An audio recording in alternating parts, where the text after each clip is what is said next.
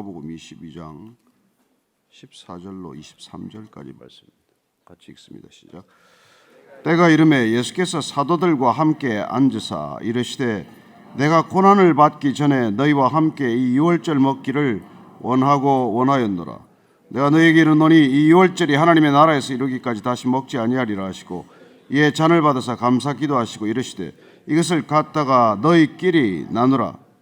내가 너희에게 이르노니 내가 이제부터 하나님의 나라가 임할 때까지 포도나무에서 난 것을 다시 마시지 아니하리라 하시고 또 떡을 가져 감사 기도하시고 떼어 그들에게 주시며 이르시되 이것은 너희를 위하여 주는 내 몸이라. 너희가 이를 행하여 나를 기념하라 하시고 저녁 먹은 후에 잔도 그와 같이 하여 이르시되 이 잔은 내 피로 세우는 새 언약이니 곧 너희를 위하여 붓는 것이라.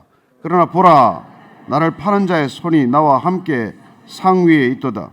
인자는 이미 작정된 대로 가거니와 그를 파는 그 사람에게는 화가 있으리로다 하시니 그들이 서로 묻되 우리 중에서 이 일을 행할 자가 누구일까 하더라. 아멘. 오늘 주님께서는 마지막 만찬, 제자들과의 마지막 성만찬하는 모습을 보게 됩니다. 이 성만찬하는 의미를 오늘 주님께서 다시 분명하게 말씀해 주고 계십니다.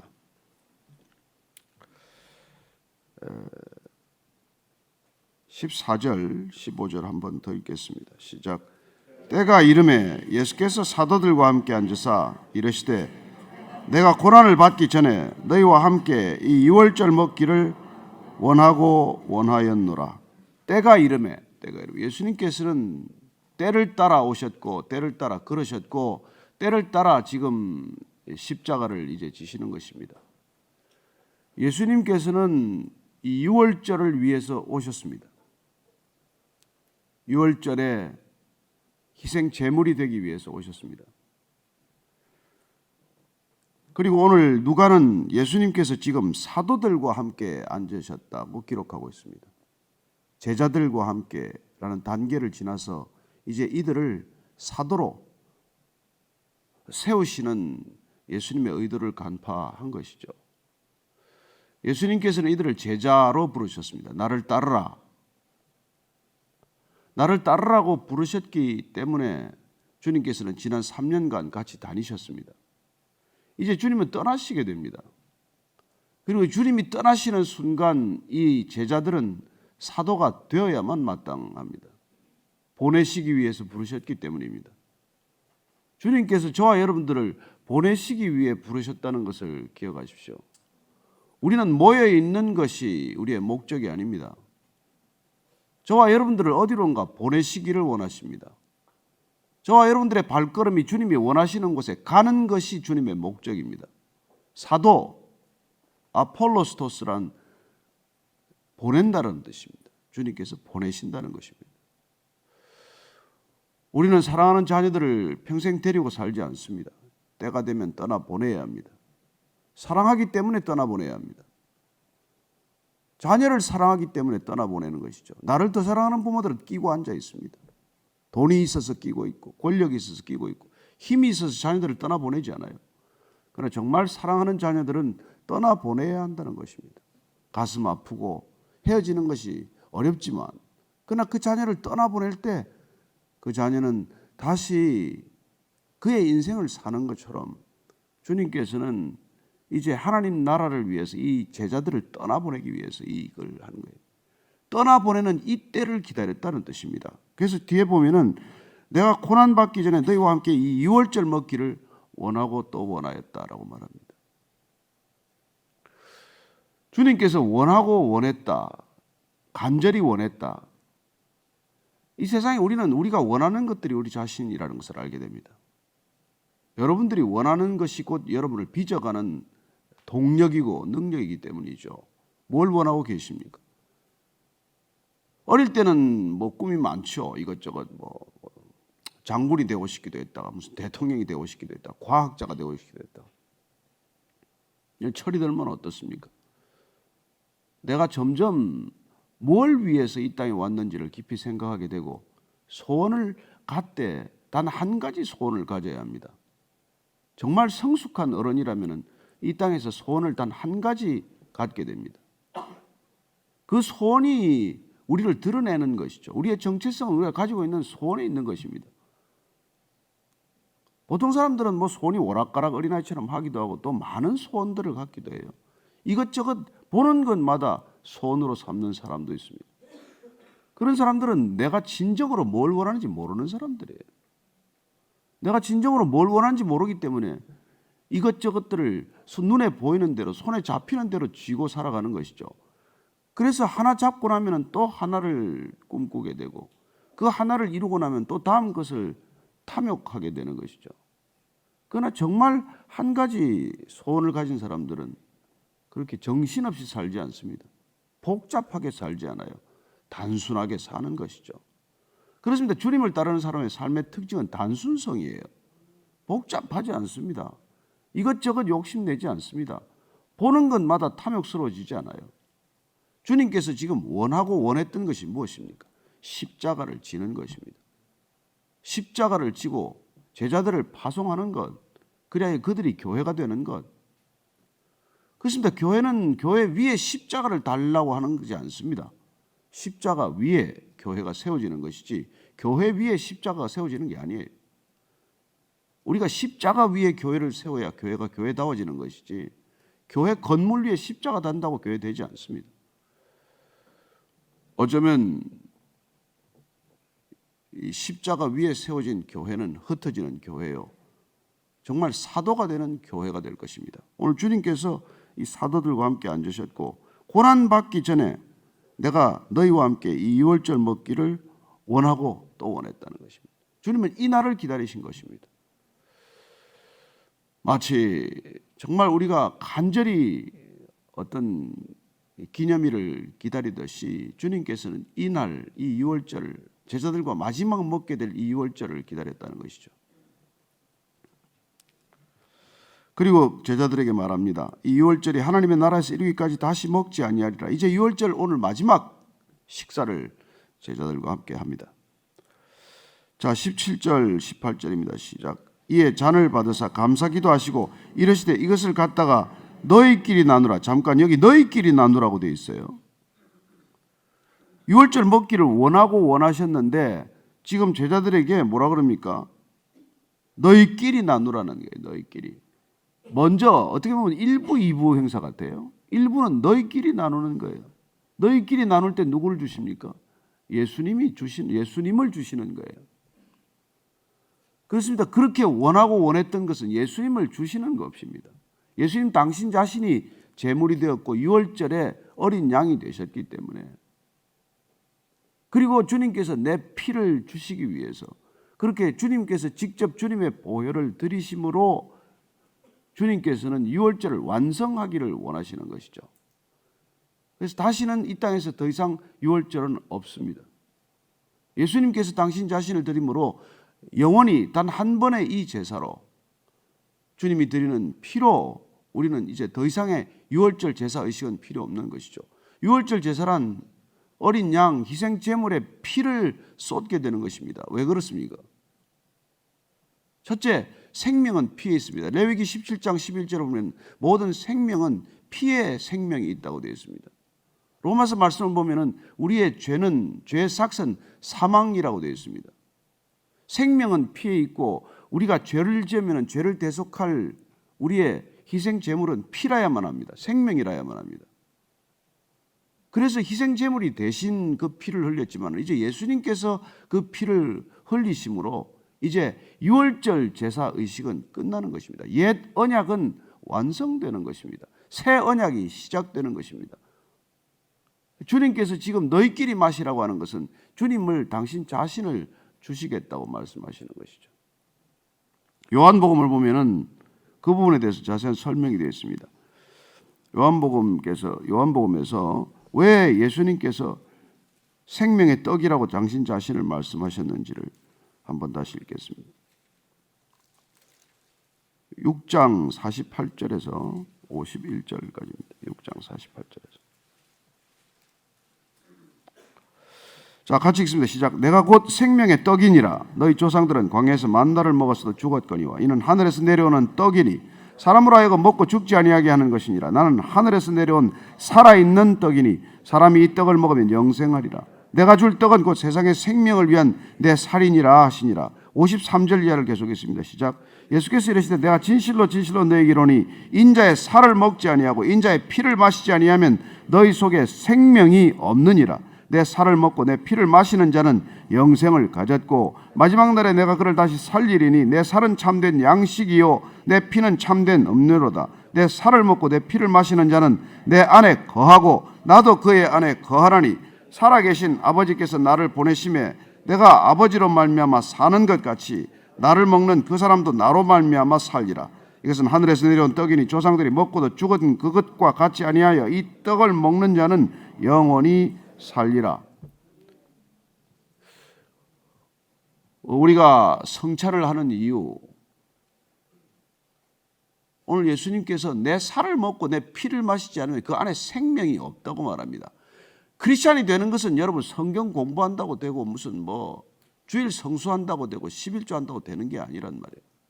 주님의 살을 먹고 마셔야 그 생명이 우리 안에 들어와야, 그러니까 우리가 거듭나야 내 생명으로 사는 것이 아니라 그분의 생명으로 사는 사람을 그리스도인이라고 말하는 것이죠. 그래서 우리의 신앙은 그분을 먹고 마시는 것입니다. 그분을 먹고 마시지 않으면 우리는 변화가 없어요. 이분의 말씀을 우리가 읽고 생각할 수 있습니다. 그러나 그분의 말씀을 먹지 않으면 우리는 변화가 없다는 것이죠. 여러분, 먹는 것과 공부하는 것과는 달라요. 우리는 날마다 그분을 먹고 마셔야 한다는 것입니다. 얼마나 리얼한 비유입니까? 옛날에 우리 어른들이 그래서 야, 죽은 사람 말이야. 먹고 죽은 사람 때깔도 다르다. 들어보셨죠? 먹고 죽으세요? 왜 그런 어른들이 먹은 사람들이 먹은 사람과 안 먹은 사람 다릅니다. 뇌물도 그렇죠? 받아 먹은 사람하고 안 받아 먹은 사람 다르죠? 먹는다는 건 우리 안에 들어온다는 거 아니에요. 나의 일부가 된다는 것 아닙니까? 내가 된다는 거란 말이에요. 주님께서 그 비유를 끊임없이 말씀하시는 것이죠. 주님의 마지막 대중설교, 회중설교는 나를 먹고 마시라요. 너희들이 내 살을 먹고 내 피를 마셔야 하리라. 수많은 사람들이 떠났습니다. 그게 마지막 설교예요. 그 제자들에게 무슨 너희들도 가려느냐? 사람들이 다 흩어지니까. 어떻게 살을 먹고 피를 마시라고 하나? 우리가 실인종이 되라고 하는가? 그 말을 알아듣지 못한 사람들이 떠났을 때 예수님께서는 제자들에게 너희들도 떠나리라고 하느냐? 베드로가 정답을 또 말합니다. 영생의 말씀이 있사오매 어디로 떠나가겠습니까? 영생의 말씀을 먹을 수 있다면 우리가 어디로 가겠습니까? 그 얘기를 하는 것이죠. 자, 18절 읽습니다. 시작. 내가 너희에게 이르노니 내가 이제부터 하나님의 나라가 임할 때까지 포도나무에서 난 것을 다시 마시지 아니하리라 하시고 또 떡을 가져 감사기도 하시고 떼어 그들에게 주시며 이르시되 이것은 너희를 위하여 주는 내 몸이라 너희가 이를 향하여 나를 기념하라 하시고 저녁 먹은 후에 잔도 그와 같이 하여 이르시되 이 잔은 내 피로 세우는 새 언약이니 곧 너희를 위하여 붓는 것이라. 자, 예수님께서 너희끼리 나누라 하고 그 다음에 예수님께서는 다시 이제는 떡을 직접 떼어서 잔을 직접 따라주시며 잔을 직접 주시며 그래야 내 잔 받으라. 그리고 내 살과 피를 다시 마시라. 그리고는 내 피로 세우는 새 언약이라고 말합니다. 새 언약은 예레미야서 우리가 잘 아는 31장 31절 말씀 이후죠.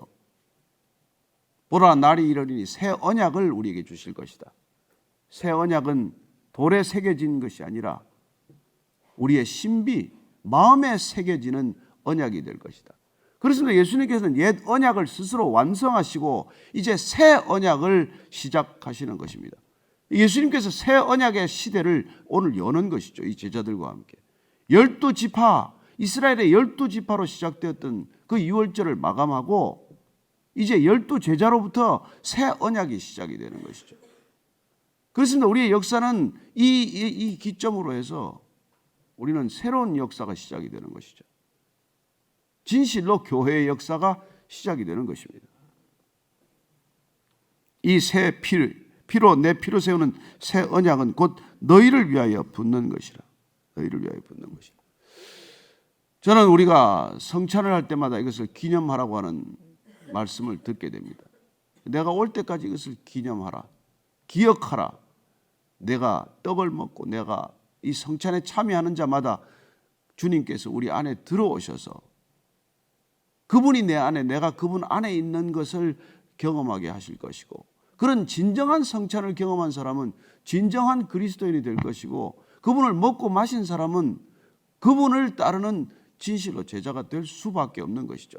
그래서 그분을 먹고 마신 사람은 여러분 나처럼 살 수 없게 되는 것이죠. 그분처럼 살려고, 그분을 닮아가려고 그분을 갈망하게 되는 것 아닙니까? 그리스도인은 뭘 하려고 애를 쓰는 존재가 아니라 그분이 우리 안에 오셔서 일하시는 것을 목격하는 증인이 되는 것이다, 그 말이죠.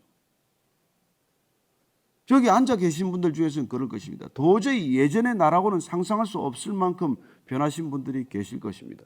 변하려고 애를 썼습니까? 나는 변해봐야지. 여러분, 변해봐야지 해가지고 뭐 된 게 뭐 있습니까? 그러나 예수님 그 이름을 불렀을 뿐인데, 하나님 그 아버지라고 불렀을 뿐인데, 그분 이름을 부르고 나서 어떤 변화가 일어났습니까? 내가 애를 써서 변한 게 아니라 신기하게도 여러분 하나씩 하나씩 변해가는 것을 경험합니다. 예수님 영접했을 뿐인데, 예수님 이름을 불렀을 뿐인데 여러분 어떤 변화가 일어나셨습니까? 그분을 먹고 마셨더니 어떤 변화가 일어났습니까? 그 변화가 여러분에게 기억되지 않으면 예수 믿는 게 아니에요. 나를 믿는 거죠. 그분이 오셨더니 내 안에 거짓이 떠났습니까? 입만 열면 거짓말하던 거짓말 사라지셨습니까? 그분이 내 안에 들어왔더니 여러분 욕을 하다가 욕이 안 하면 입이 건질건질했는데 욕을 할 수가 없게 되셨습니까? 그런 변화는 내가 하려고 해서 되는 변화가 아니란 말이에요. 그분이 내 안에 들어오셨기 때문에, 내가 먹고 마셨기 때문에 일어난 변화, 자연스러운 변화, 포도나무에 열매가 맺히듯 그분이 내 안에, 내가 그분 안에 있을 때 일어날 수밖에 없는 변화라고 말한 것입니다. 성령의 9가지 열매는 금지할 법이 없다고 말씀하십니다. 사랑과 희락과 화평과 오래 참음과 자비와 양선과 충성과 온유와 절제니 누가 금지하겠습니까? 그걸 여러분 내가 애를 쓴다고 열리는 열매입니까? 그래서 그분을 먹고 마시는 이 비밀스러운 일을 주님이 하기 위해서 내가 원하고 또 원했노라. 곧 다시 말해서 인생의 모든 것은 자기 성취에 있지만은 예수님이 원하고 원했다는 것은 자기 부인에 있다는 것을 알게 됩니다. 그분은 자기를 부인하기 위해서 이 땅에 오셨습니다. 예수님을 따른다는 것은 자기 부인의 길을 따른다는 것입니다. 자기 성취의 길이 아니에요. 세상은 자기 성취를 말하고 외치는 곳 아닙니까? 너를 이루라.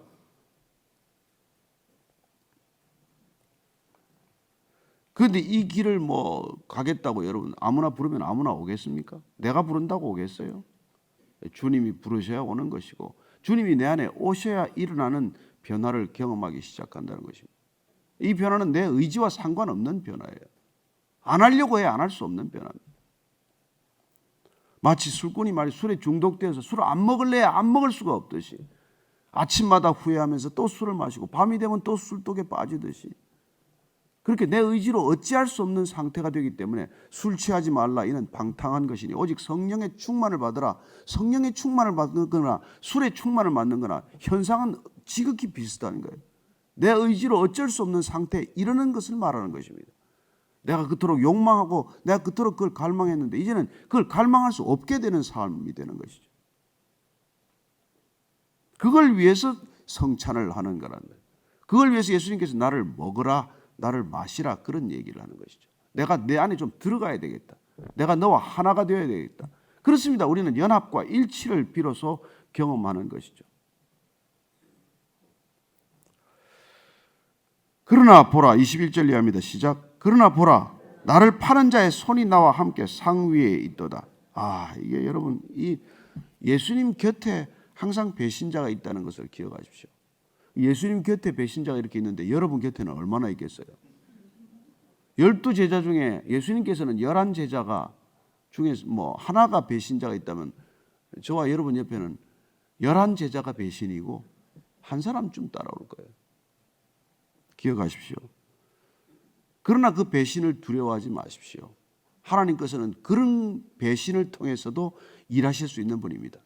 그런 배신을 통해서도 하나님께서는 선을 이루실 수 있다는 것이 우리 믿음의 근거예요.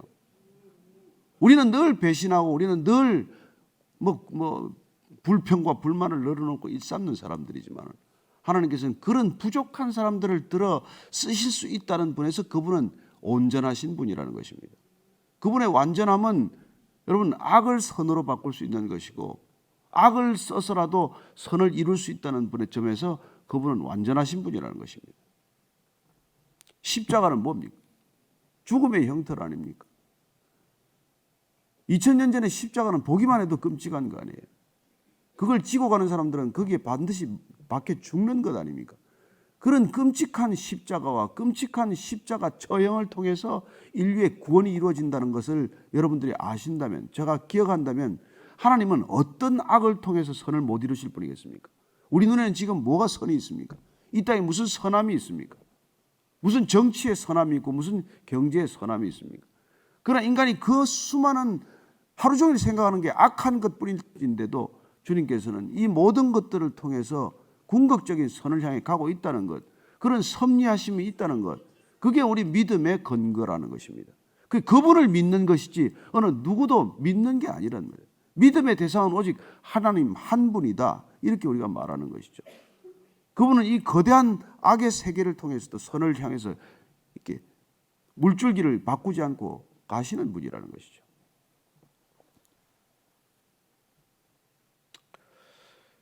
나를 파는 자의 손이 나와 함께 상위에 있도다. 그런데 22절 말씀 이렇게 하십니다. 시작. 인자는 이미 작정된 대로 가거니와 그를 파는 그 사람에게는 화가 있으리로다 하시니 그들이 서로 묻되 우리 중에서 이 일을 행할 자가 누구일까 하더라. 여러분, 주님께서 뭐라고 말씀하세요? 이미 작정된 대로 가는 분입니다. 예수님께서 지금 가야바와 이 빌라도의 합작에 의해서 죽는 게 아니에요. 주님께서는 지금 작정된 대로, 계획대로, 뜻하신 대로 주님의 뜻을 이루기 위해 가는 거예요. 그래서 그 뜻을 이루기 직전이기 때문에 내가 원하고 원하는 오늘 유월절 만찬이다, 이런 얘기라는 거예요. 내가 원하고 원하는 자리다. 저는 저와 여러분들이 정말 죽음을 앞두고 내가 원하고 원하는 때가 왔다라고 말할 수 있게 되기를 바랍니다. 안 죽으려고 발버둥 치는 게 아니라 내가 원하고 이제는 주님 앞에 가야 할 때가 왔다, 그렇게 정말 기쁜 얼굴로 떠날 수 있게 되기를 바랍니다. 여러분, 하나님 없는 사람 마지막 임종을 보십시오. 정말 보면 불쌍합니다. 불쌍해. 발버둥 칩니다. 저는 저와 여러분이 정말 작정대로 떠날 수 있게 되기를 바라고 작정대로 그분 앞에 선다는 것을 믿으시기 바랍니다. 그런 때를 따라 사는 삶, 그런 삶이기 때문에 우리는 평안을 잃지 않는 삶을 사는 것이죠. 작정된 대로 이분은 지금 가시는 것입니다. 그를 파는 그러나 그 사람에게는 화가 있으리로다. 예수님은 베드로, 이 가룟 유다가 팔지 않아도 십자가 지는데 지장이 없습니다. 자꾸 얘기하지만은 가룟 유다가 되지 마십시오.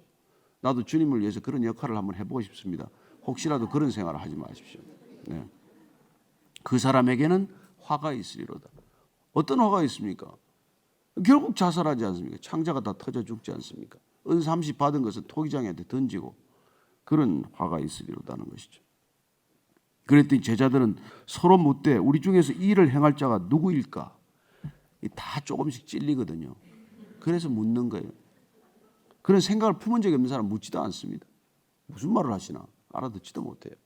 그러나 나를 파는 자가 있다고 하는 말씀에 누구나 조금씩 다 찔리게 돼 있어요. 우리는 누구나 배신한 경험이 있기 때문입니다. 저는 그러나 여러분이 아무리 우리가 주님을 떠나고 주님을 배신하고 주님의 등을 돌린 일이 있더라도 걱정하지 마십시오. 주님께서는 동이 서가 먼 것처럼 기억하지 않습니다. 그리고 우리를 향하여 물으실 것입니다. 여전히 내가 나를 사랑하니? 그러면 내 양을 치라 말씀하시는 음성을 듣게 될 것입니다. 오늘 주님과 성만찬을 나눈 우리 모두가 주님이 우리 안에 들어와 계심을 믿으시기 바랍니다. 그래야 들어와 계신 주님을 회방하지 않으면 주님께서 일하실 수 있다는 것을 믿으시기 바랍니다. 내가 걸림돌입니다. 나만 걸림돌이 되지 않으면 주님이 내 안에서 일하실 것입니다. 그리고 놀라운 일을 행하시는 것을 내가 목격하는 특권과 증언을 누리게 될 것입니다. 오늘 기도할 때 주님, 내 안에 오신 주님, 제가 주님과 함께 오늘 동행하겠습니다. 오늘도 주님의 발걸음 되게 하시고 주님의 손길 되게 해 주옵소서. 내가 주님의 발걸음을 가로막는 장애물 되지 않게 하시고 내가 주님의 손을 붙드는 그런 회방꾼 되지 않게 하여 주옵소서. 한번 그래 같이 기도하십시다. 하나님 아버지, 주님께서 내 안에 계심을 내가 믿을 수 있기를 주님, 그렇게 믿을 수 있도록 성령 하나님 보내주셨습니다. 성령 내 안에 계심에 성령님 내 안에서 늘 육신의 소욕과 거스르는 일들을 하고 계시는 것을 봅니다. 나는 오른쪽이라고 하면 주님께서는 왼쪽이라고 말씀하시고, 내가 왼쪽이라고 하면 성령님께서는 오른쪽이라고 말씀하실 때 순종하며 따를 수 있게 하여 주옵소서. 늘 주님 주 안에서 방황하는 내 모습을 보지 않게 하시고, 변함없이 주님 걸어가시는 십자가의 길 오늘도 함께 걷게 하여 주옵소서. 하나님, 십자가의 길 동행하는 주님의 제자가 되게 하여 주옵소서. 그래 주님이 십자가에서 우리를 보내실 때 주님 파송하는 사도가 되게 하시고, 어디로 보내시건 주님께 순종하며 달려가는 걸음 되게 해 주옵소서. 가장 가고 싶지 않은 곳이라도 주님 가라 하시면은 순종하며 달려가게 하시고, 내가 원하는 곳이라도 주님 가지 말라 하시면은 그 뜻을 돌이키는 우리 모두가 되게 해 주옵소서. 하나님이 고난주간을 걸어갑니다. 하나님이 고난주간 동안 깊이 주님을 묵상하기를 원합니다. 주님께서 우리에게 각자 십자가를 지라고 하신 그 십자가가 내게는 어떤 십자가인지 오늘 돌아보게 하시고, 그 십자가 다시 한번 회복하게 해 주옵소서. 내려놓고 싶었던 십자가라면 다시 붙들게 하시고, 하나님 버리고 싶었던 십자가라면 가슴에 껴안고서라도 그 십자가의 길 완주하는 우리의 삶이 되게 하여 주옵소서. 하나님들, 한번 우리가 다시 교회를 위하여 기도하십시다. 하나님, 십자가 위에 세워지는 교회들 되게 하여 주옵소서.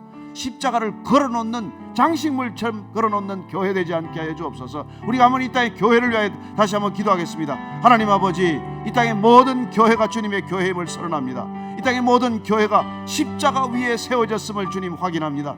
어떤 교회든 십자가 위에 세워지지 않은 교회는 없습니다. 십자가 위에 세워지지 않고서는 어떤 교회도 교회될 수 없음을 고백하오니, 주님, 이 베이직 교회도 오직 주님의 십자가 위에 세워지는 교회가 되게 해 주옵소서.